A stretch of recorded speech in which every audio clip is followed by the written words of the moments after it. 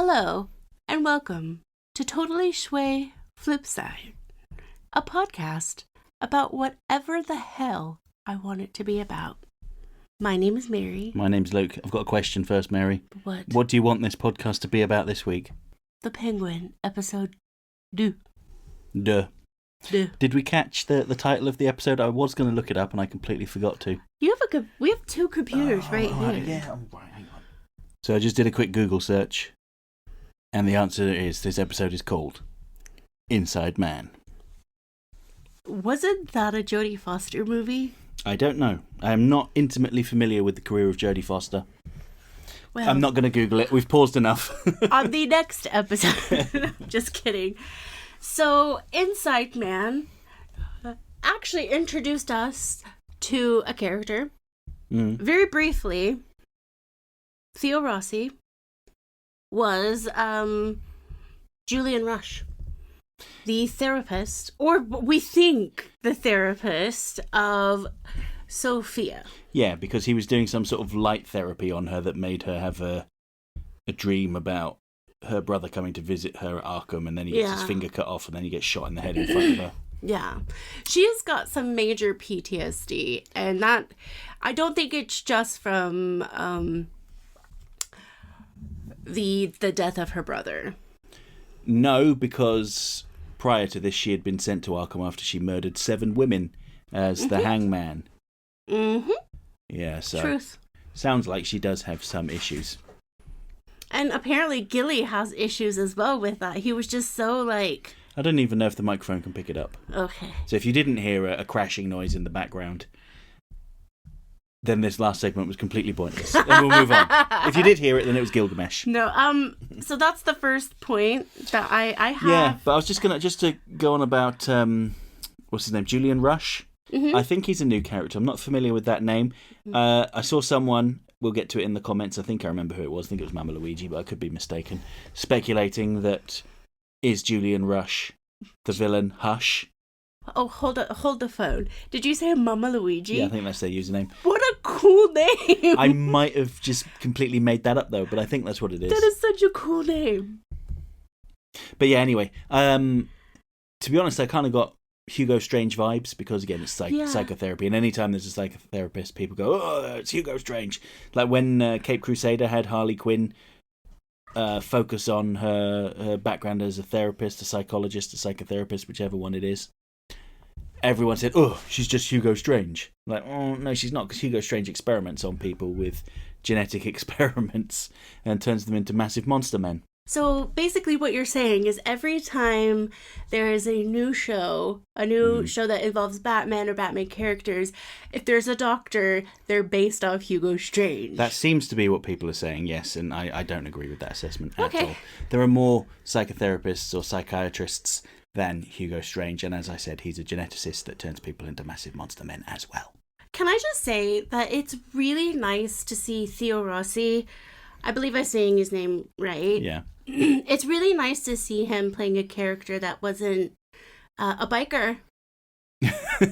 Yeah, well, we saw him in Luke Cage as well, didn't we? Oh, yes. And Oh, my gosh. He was not a biker in that. No, he wasn't. We're going to get to Luke Cage one day, but I loved that show, and I loved his character, even though I didn't love his character, if that makes sense. You thought he did a great job Yeah. as this awful villain. And I'm really hoping that he's going to do a good job here. Even in like the few moments that we saw him, I think he was great. I suspect he is going to have a bigger role. Oh, yeah. Given the fact they cast someone that's quite recognisable in Theo Rossi. And really great. I'm just going to say that. Like, the parts that I've seen him in, I just wish there were more of it. So I really, really hope to see him in like an Emmy award-winning, Academy Award-winning movie or show one day. I mean, he's been in that, but he needs to win all the awards. So I've made 7 notes. We've already talked about one of them. Now let's talk about one of my favorite characters and people. Are you good? Do you know who it is? Well, I can see your notes from here. Clancy Brown. Yeah. So I put Maronis is back in action because of Oz. Absolutely. And I don't know if I said this on the last podcast. I don't think I did, but I remember thinking when Penguin went to visit Maroni in prison, he assumed quite a lot. He assumed that Maroni would be on board with taking the fall for killing Alberto. Mm-hmm. And I thought, what if he says no? Yeah. Penguin's plan would just collapse. And show over. Yeah, and that's kind of what happened here, isn't it? He did say, well, I might not take the fall for this. Why would I do that? I loved that they could foresee the questions from the audience.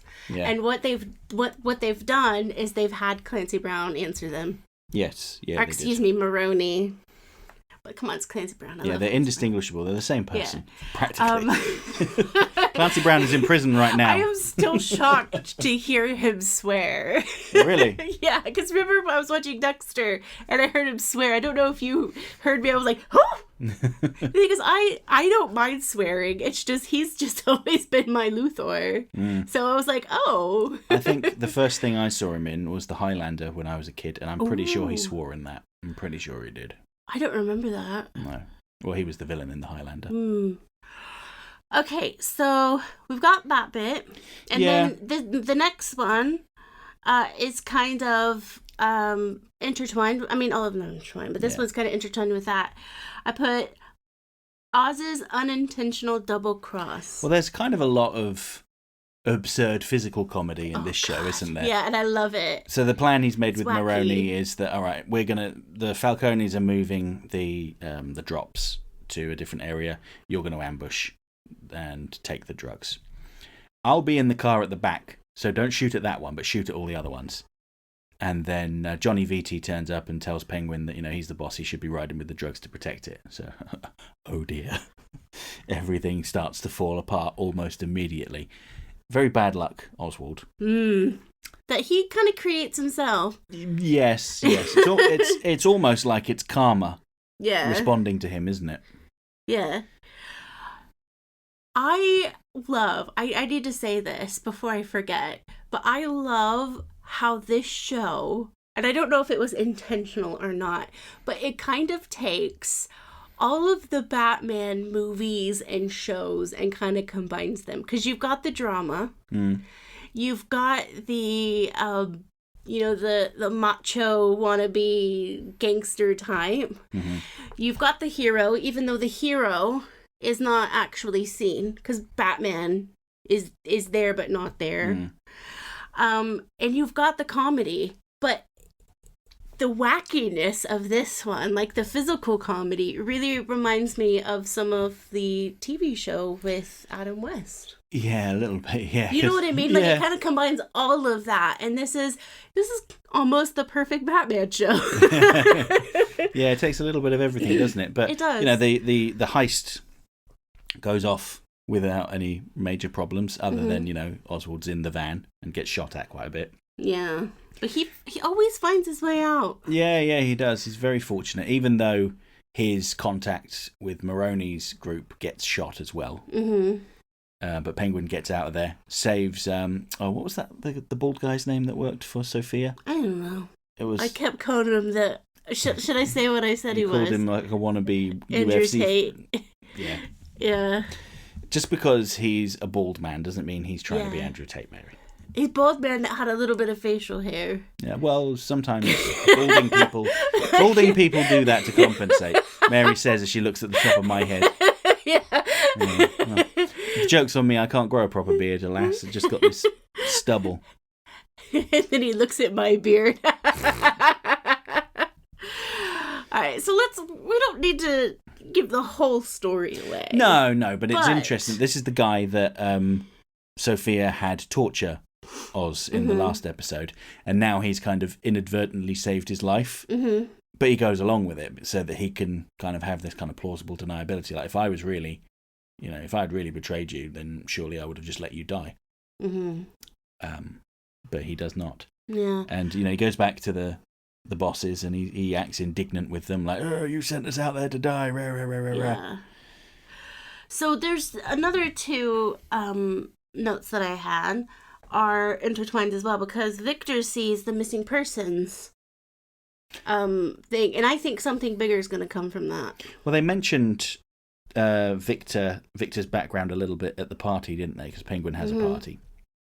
And one of the ladies asked him where he's from, and he says Yeah. he's from, I forget where it was, like the East Side or something like that. It wasn't the East Side, but something like that.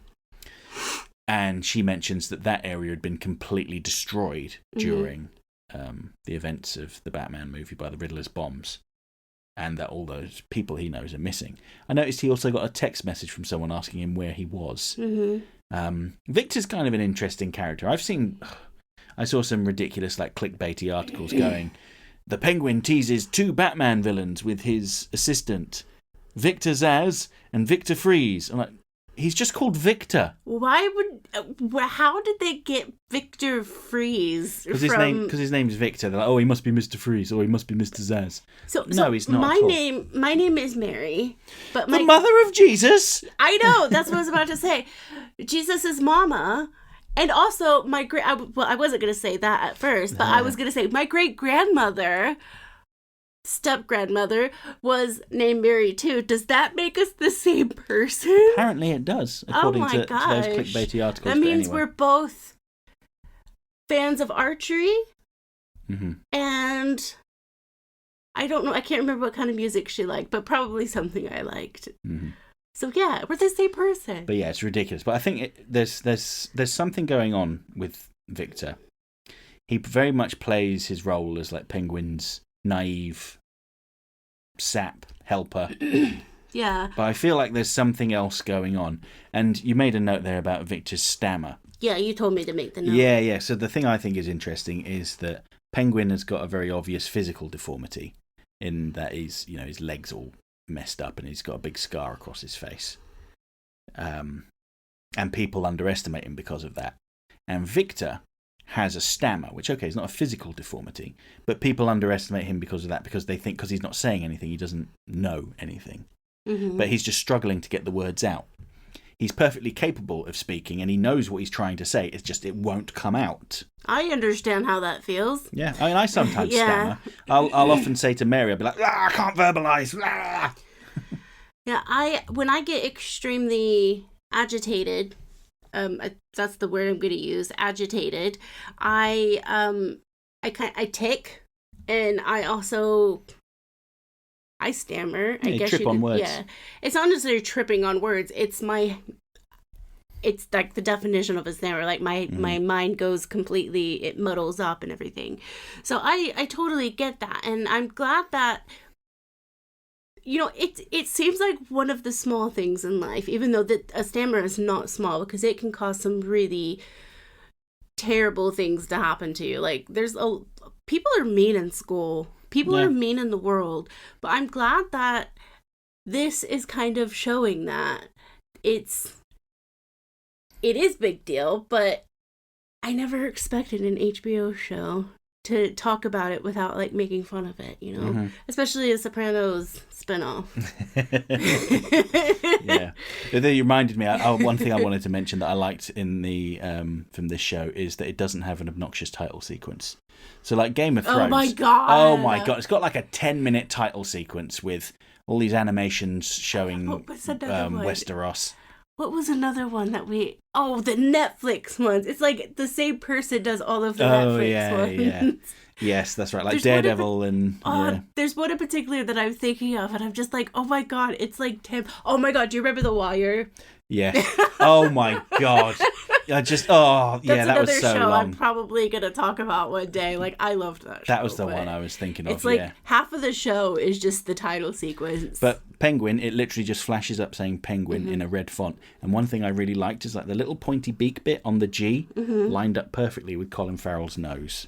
And obviously that was intentional. But I liked it. And we were watching something on Disney Plus recently that said, skip intro. And the intro was so short that in order to skip it, it actually had to rewind 5 seconds. So you'd get stuck in a loop. Anatomy. Was it Grey's Anatomy? Yeah, it was Grey's Anatomy. So every time, skip intro, rewind. No!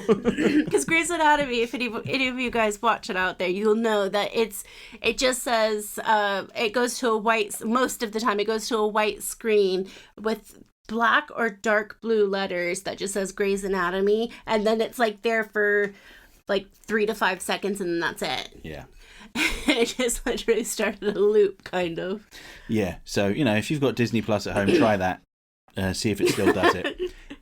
Because the problem is I often press the skip button reflexively when I see it, because I'm if I've seen the titles once, I don't need to see it again, unless it's X-Men 97. And unless it's Law and Order Special Victims Unit when there's an episode with BD Wong in it. Oh no, I think we skip it most of the time, don't we? Because it cuts to the bit where they all like turn around and BD Wong tries to look tough. There's another connection. BD Wong was Hugo Strange in Gotham. Yeah. Anyway, I lost track of what I was saying. Oh yeah, the title sequence. The title sequence is great. Very nice and short. Straight to the point. I do apologize if you hear me clearing my throat a little bit. I don't feel good. Welcome to the Burr months. So, do we have anything else to say about Victor? I mean, there was we talked about Victor more than I thought we would. Well, yes, because he's actually he's a very interesting character. I can't wait because to see more. He just fades into the background a lot of the time, and I have to think that's kind of not just because of his stamina, but also because he's young. Also because he's African American. Oh yeah. Yes, POC. Yeah. And like when he tries to plant the jewels in Johnny Viti's car, the security guards think he's thieving. Yeah. Oh.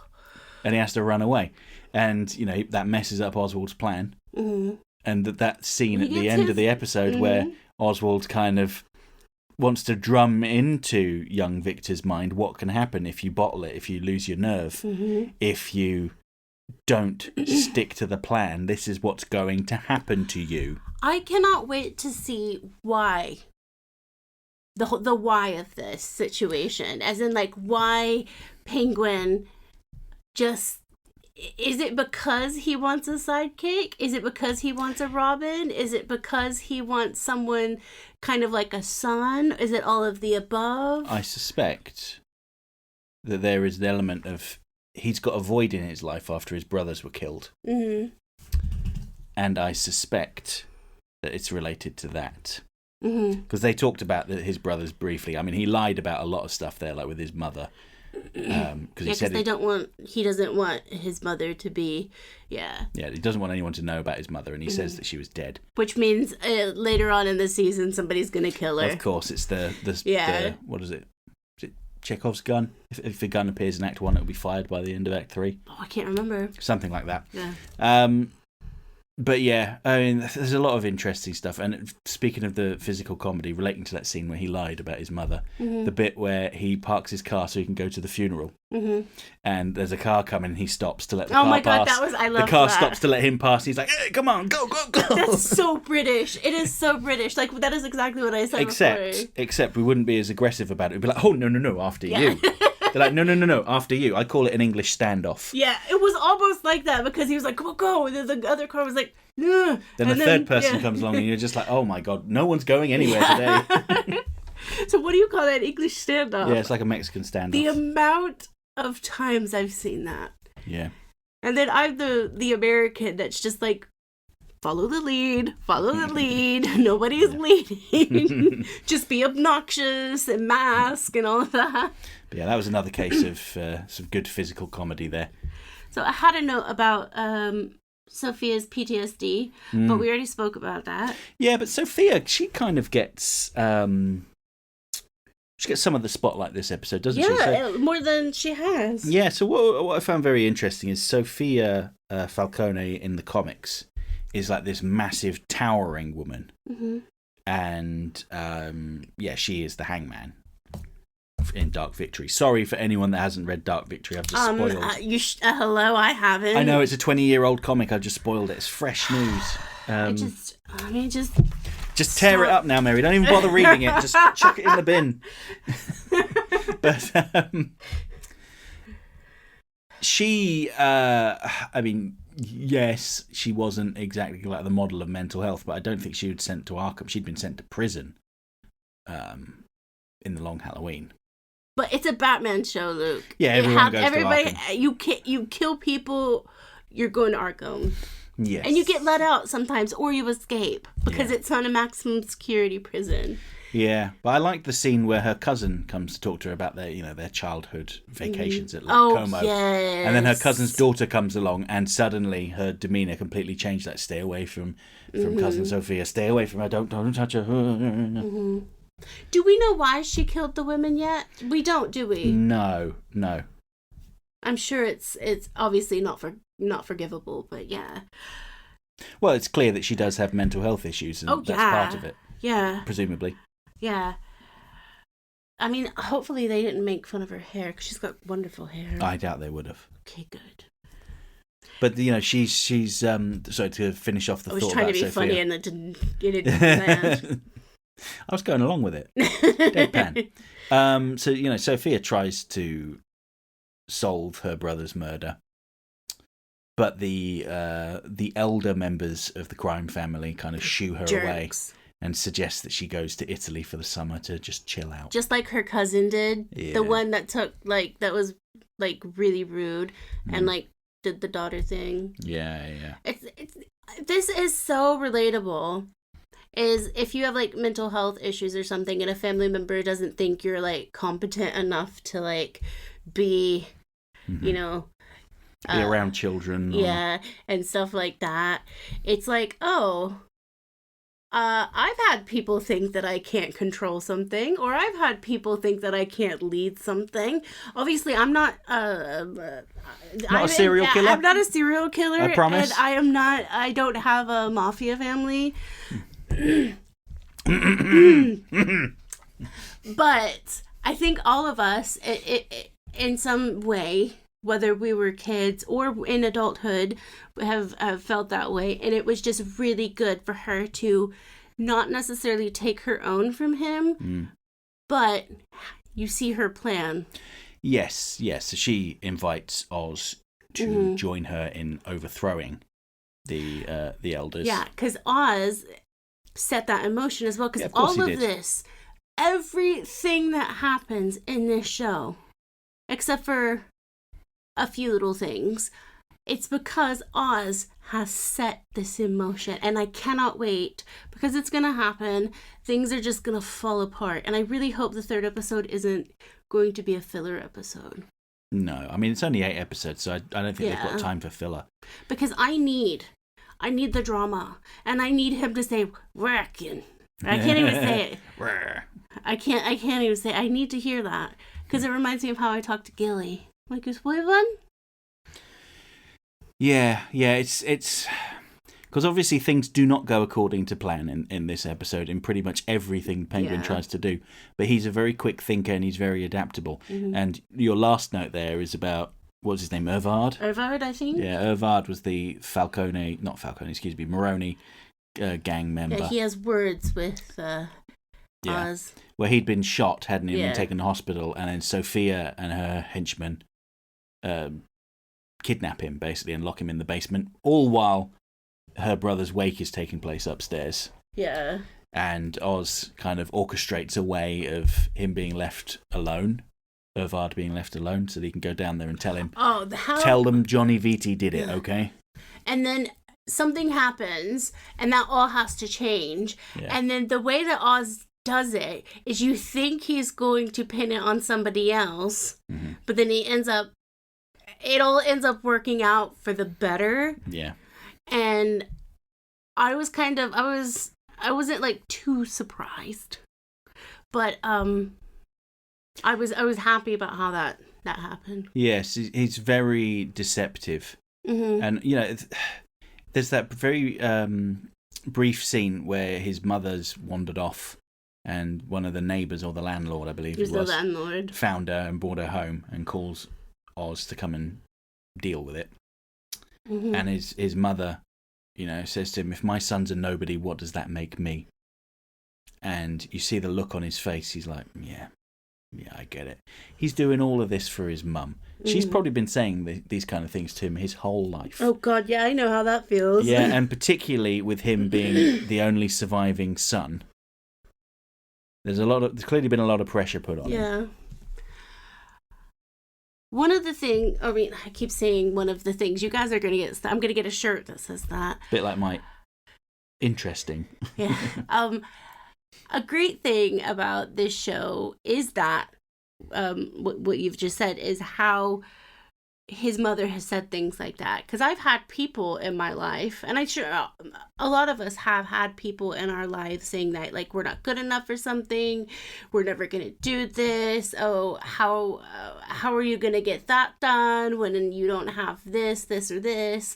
I feel like a nobody most of the time, and when I hear things like that in this show, I'm starting to root for the bad guy. And I'm like, that doesn't make me a bad guy, but I'm just like, I want him to become a somebody, you know? Just like I could have been somebody. Yeah, I mean, he is... What I'm trying to say is they're relatable. He's relatable. Yeah, he is in an odd way, because he is awful, but so are they. Mm-hmm. Mm-hmm. And they are really awful to him as well. I know, that's the thing. Like, why...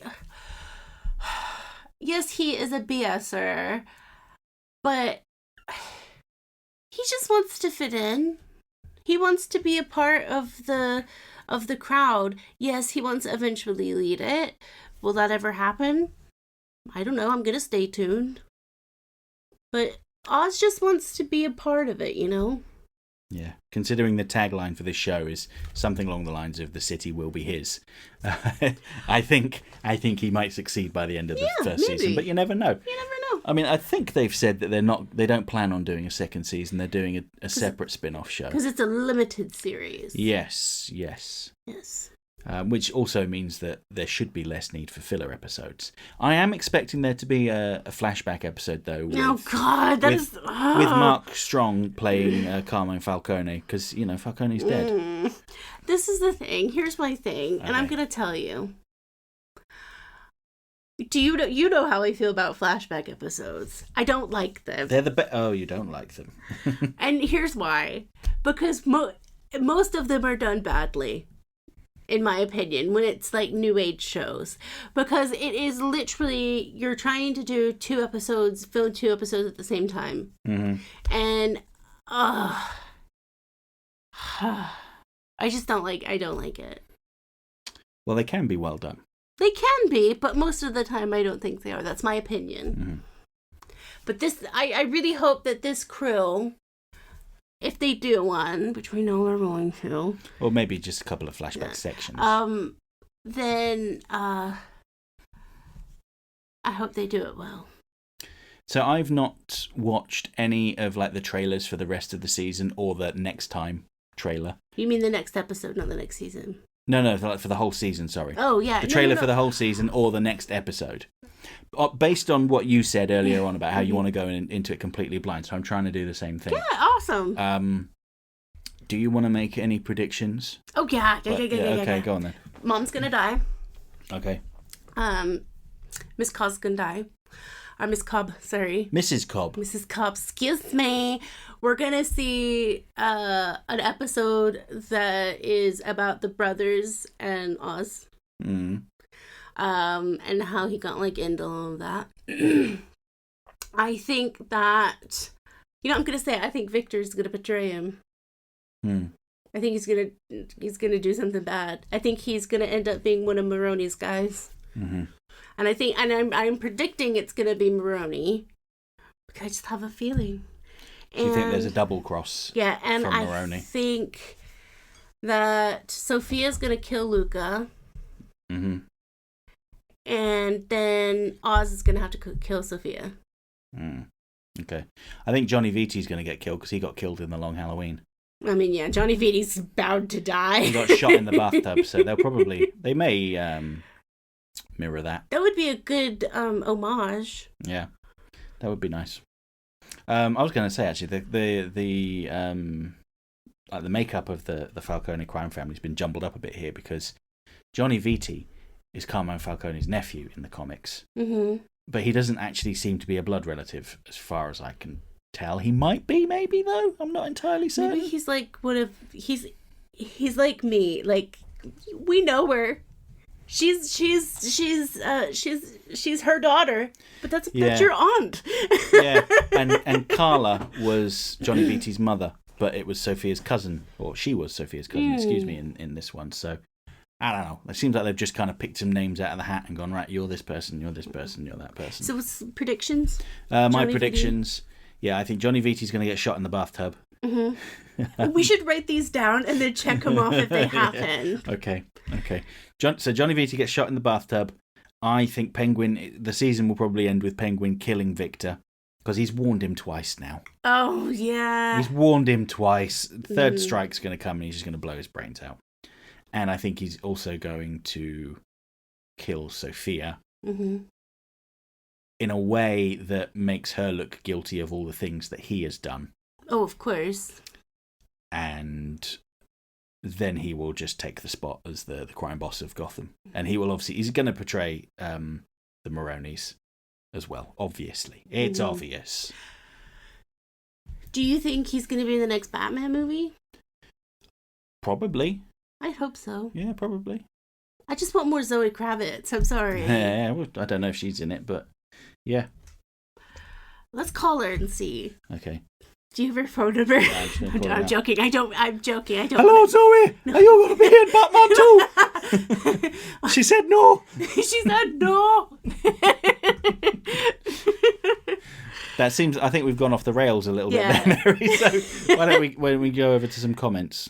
All right. So first comment is from Lowell Lucas Jr. Hello, Lowell. Hello, Lowell. He says, "Hey y'all, it's totally Schway. Going to talk about Oswald Cobblepot today." Well, that was a bit of a laboured rhyme, but it worked. It worked. Big warning, I did pull a small Big Mikey P below. Sorry, BMP. I only pull these out of respect. We love both of you guys. Before I begin, I want to thank you all for the warm wishes on my healing. I went back to work this week, but given time to take breaks to take care of my eye. It wasn't easy, and I still tend to my bandages much like Harvey. Only without dramatic screaming and lightning unless something gets stuck in there, which has happened. Oh. Still haven't seen the Penguin series, but look forward to it when I get my HBO Max back. Friend let me down by cancelling it without saying anything. Sucks being on a friend's account. I'm hoping the show is treated as another Casino with a rise and a fall to power. To see Ozzy build up his empire only to be thwarted by the Bat. Has anyone thought about giving another villain their own show? I think Catwoman would be ideal and could pull off another Gotham City Sirens with Ivy, and maybe even another Harley Quinn. Are you saying Zoe Kravitz? She said no. Obviously, I'm joking. I'm not really that much of a creep. I just really, really love the Kravitz family. I'm not even going to lie. I love the Kravitz family. Like, yeah. Speaking of freaks, I would embrace it like a warm glove on a bitter cold winter of society. I look at it as normies are stale and boring. Standing out is fun and freeing. I embraced the term like Two-Face did in his opening statement before putting Batman on trial in the episode Trial. So, to everyone who ever felt hurt by being called that, I say forget them. Be who you want because you'll always find their brethren and sisterhood no matter what. Word. Yes, true words, never said, etc. Screenwiper's up next. Hello, Screenwiper. Hope you're well. I've not yet seen the Penguin, so I'm only here to say hi and boost your algorithmic edge weight. Oh, thank you. Yeah, very appreciated. I also suspect that Luke and especially Mary are wondering how Mabel and Doris are settling in with Wilma and Betty. Obviously. It's been a grueling 2 weeks of pretty intensive animal training, not gonna lie, but the little dinosaurs have all made terrific progress. Wilma and Betty are no longer trying to kill Mabel and Doris, and Mabel and Doris have reached a healthy weight, gotten some colour on their faces, and are feeling at home enough to lay eggs. They are good. Aww. Segregation is reduced. The whole pack are able to all free roam the garden safely now, though they still need an eye kept on them. I'm also able to let them all sleep together in the coop with no partition. Ooh. Generally, maulings have mostly stopped, and it's just the odd peck or intimidation display going on. Looking forward to when they all love each other and there's total peace. Oh, I love that. The partition's gone. Yeah, it's very good. Yes, and I also love the fact that they're just acting like siblings now. The occasional peck. Next we have David Carney. Hello, David. He Hello, says, David. Hi, Mary and Luke. I'm wondering, with the name change of Oz Cobb, could it be linked to the Court of Owls? I don't know. I personally don't see it, but perhaps you could elaborate. Maybe. I mean, never say never. They could do it. Personally, I don't really care for the Court of Owls very much, but you never know. I'm sorry, I don't. I'm sorry. Know. I'm not that familiar with. I know the Court of Owls, but I'm not like, I haven't done a deep dive into it. Yeah. I think they could make a cool show about that. David goes on to say it's his favourite Batman story ever. Okay, well, we have a difference of opinion there, and that's totally fine. I have actually no opinion about it. So you know what? I'm going to say, David, I think they should. Because they've made shows, not HBO, but they have made shows out of terrible scripts. So why not hire somebody to make a good script about the Court of Owls? Yeah, I mean, I just don't really like the whole conspiracy Illuminati stuff. Gosh, but anyway, Luke, how could you? It's not about you. Yeah, I know. Have you noticed Batman doesn't appear on TV unless it's blurred? Have a good week, both of you. Now, I think that might be because Fox owns the TV rights to Batman because they bought them for the Adam West show. That's my understanding anyway. So they kind of have to get around it. They'd be creative to get around it, I should say. Next we have Harry Flew TV, who says, I love this show so far, definitely better than Agatha all along. I love the development of Oz, or Oswald, that's what his mother calls him later on. I kind of wish that they gave Penguin the English East London accent like in the Arkham games. I think making the Penguin British makes the character stand out. I didn't like his voice in BTAS, but I love the Cockney accent he was given in the Arkham games. Or maybe that's my bias since I myself am British.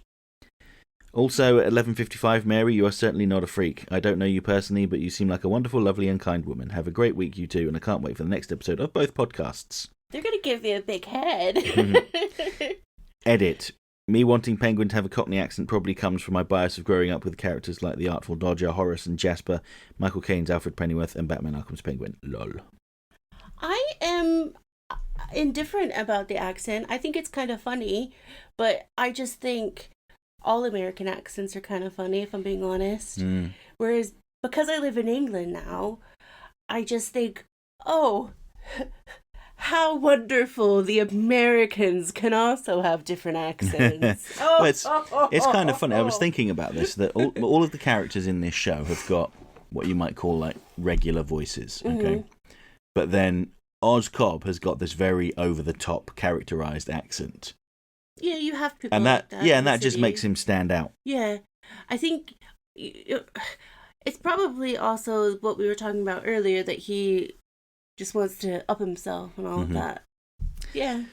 Next we have Zeher010, who says, 609, Clancy Brown was one of the only good things about Dexter New Blood. I've not watched Dexter New Blood, so I can't say anything. See, here's the thing. I liked it. I'm not going to lie. I did like it. I enjoyed watching it.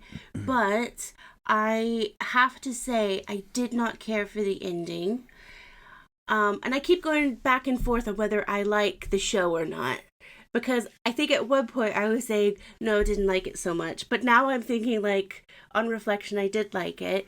But I really hope in the new Dexter that Dexter is the dark passenger. I mean, Dexter's always the dark passenger, but if you know what, then you will know what I mean. You'll know what I mean. So he will be the dad or Deb. So he'll be the dark passenger.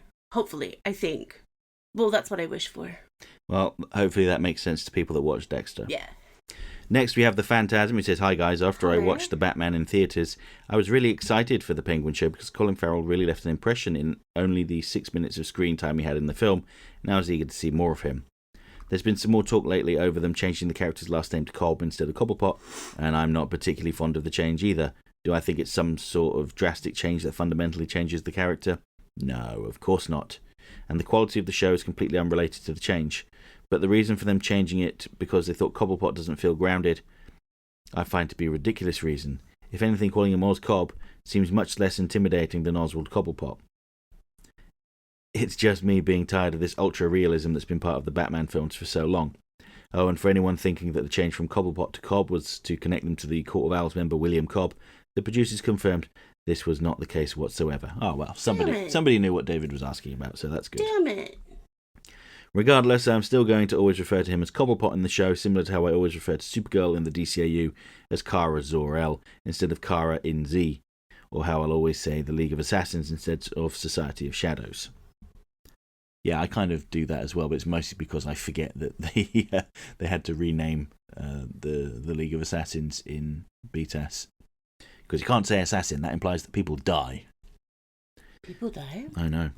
So when talking about the show itself, I remember being really excited with the first teaser they released, which was a mix of footage they had shot and behind-the-scenes footage of them having to stop production during the strike last year, and so they released some of what little they had shot beforehand. Then the actual trailer for the show came out, and quite honestly, I didn't like them quite as much as the original teaser. They felt a little too Sopranos and Godfather inspired, and I got a bit worried that it'd be like the Joker movie, where I felt it was more of a rehash of other movies, in this case Scorsese movies. But thankfully, I really loved the first episode. While it does have the expected Jeff Loeb Long Halloween and Dark Victory characters, I at least like that it puts a different spin on them, starting off by killing Alberto early on. Sophia does have a similar characterization, although in this case she doesn't pose a physical threat. I really love seeing Penguin's day-to-day routine and how he deals with the people he works with. I also love the scene of him explaining to Victor that he intentionally makes himself seem smaller metaphorically, so as to not aggravate others' egos. And I love how they explore his insecurities and how he handles being constantly belittled.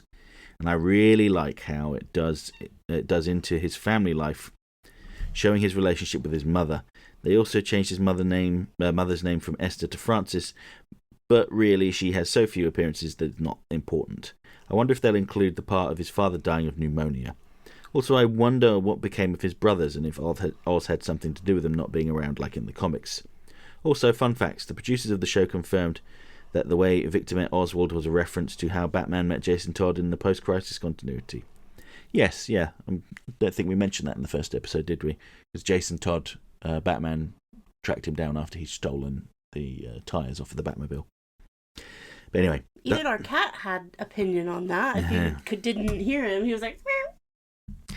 The whole cast is really great, and I can't wait to see more of how this Penguin takes over the Gotham underworld. I won't say who, but I remember seeing a review of the Batman a while back, where someone talked about this Penguin and said, yeah, he's the owner of the Iceberg Lounge like the modern Penguin, and it's a great performance, but he's not short, so I'm not a fan. Jesus Christ.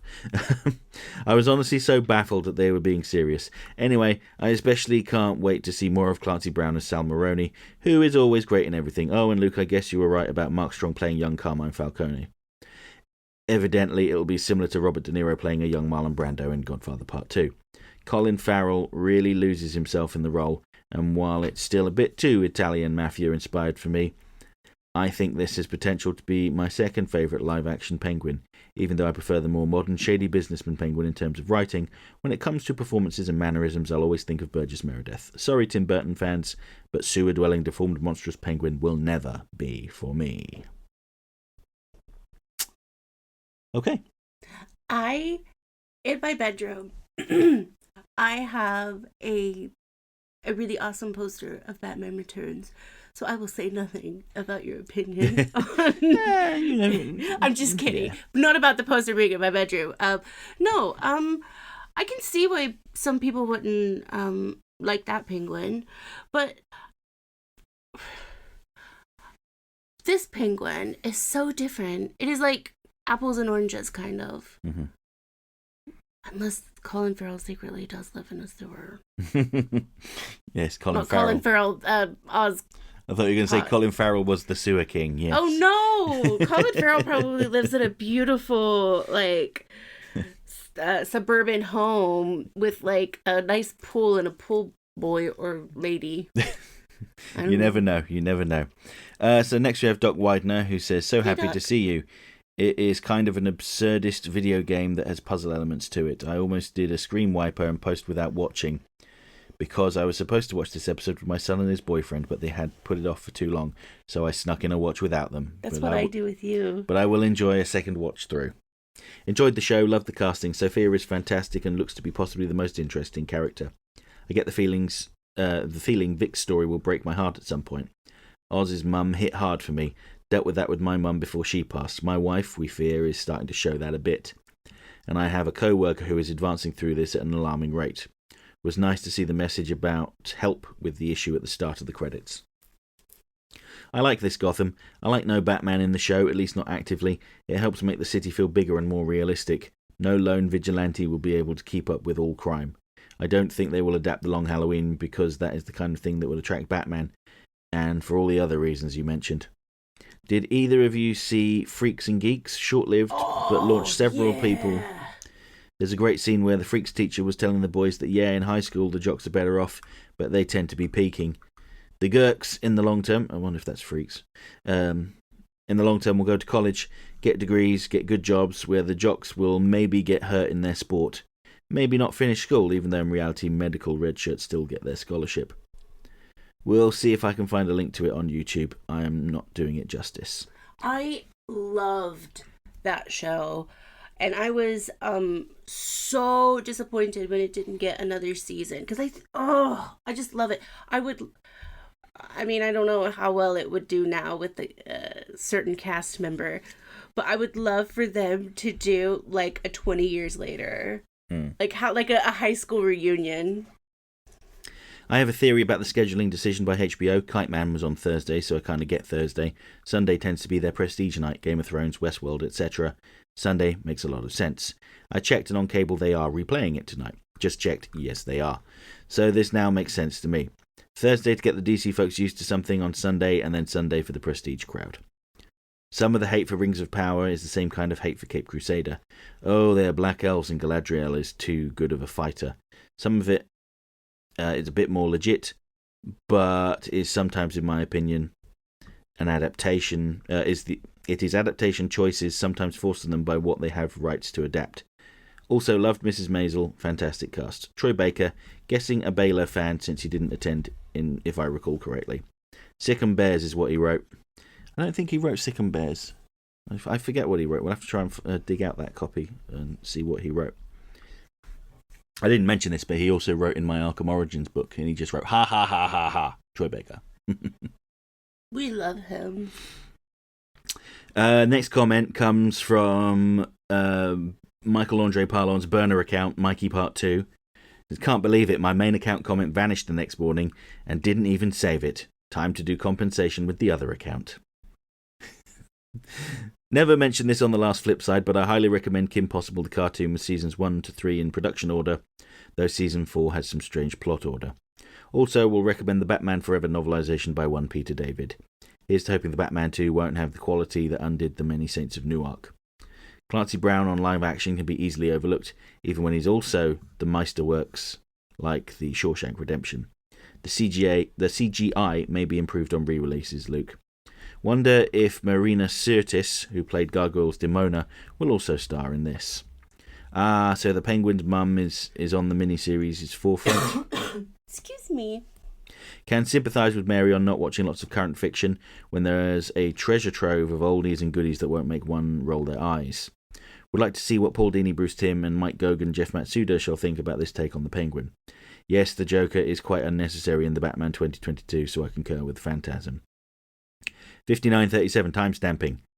The comment in the last flip side was short because I feared another 404 thing, and since I'm doing compensation for this comment too. Kian is pronounced Kian, not Kyan. Did I say Kyan? I don't know. Also, would like to see Luke share thoughts on the old school TIE Fighter video game, then and now. Also, you guys have a signed Bioshock Infinite copy? Gasp.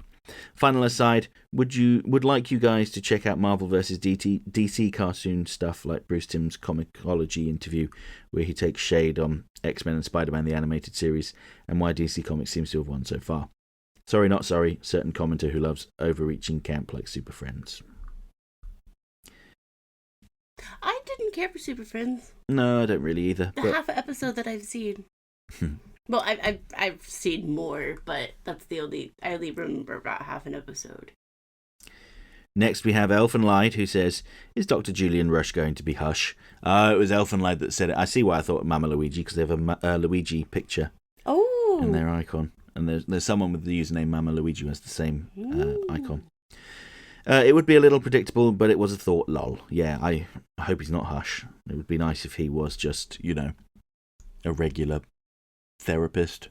But we'll see. So basically what we're saying is he is going to be Hush.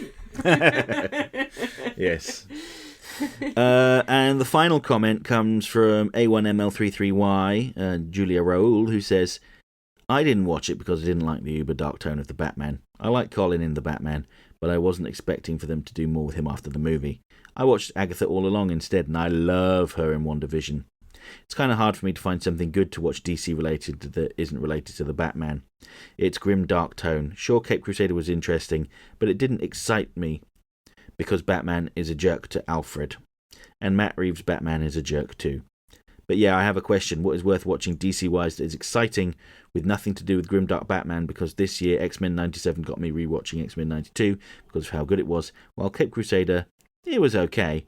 But if it gets to Season 2, I hope it steps up its game because I'm more excited for Season 2 of X-Men 97 over Batman right now. There's this movie that came out in, I think it was like the early to mid-2000s called Catwoman. No. I'm just kidding. I've wanted to do that joke for a while. I would say watch... What is it dark about DC? Yeah, I mean, a lot of it is kind of dark. I would, honestly, if you're not wanting something so dark, I would stick to Marvel because they're more...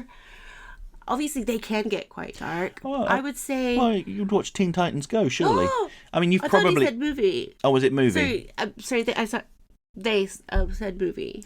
Teen Titans Go to the movies, then watch that if you haven't already. Yes, okay. No, I take all of that back. Teen Titans Go to the movies. The ending of the upbeat inspirational song about life just makes me laugh in hysterics every time it comes up in conversation, which, funnily enough, is more often than you might think. We were only talking about it the other day in the car. I am a 36-year-old woman. Yes, I finally said exactly how old I am. And I put that song on when I am at work. And I work with people that are around my age.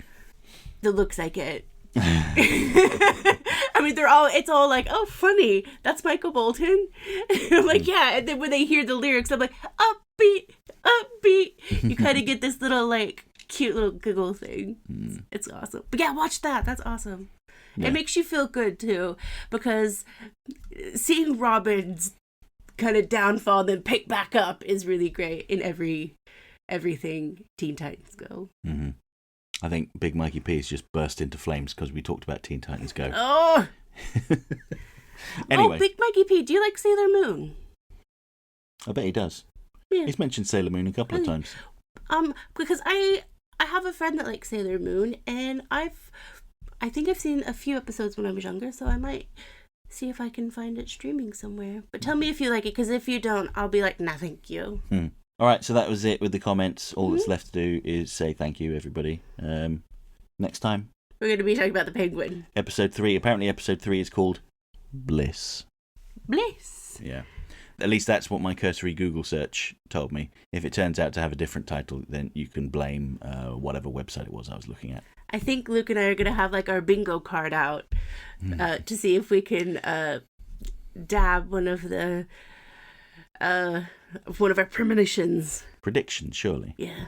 Premonitions. If it's a premonition, then I would have been like, yes, I see it in my dreams. 7:00 in the morning. Oh, God, it is. Yeah.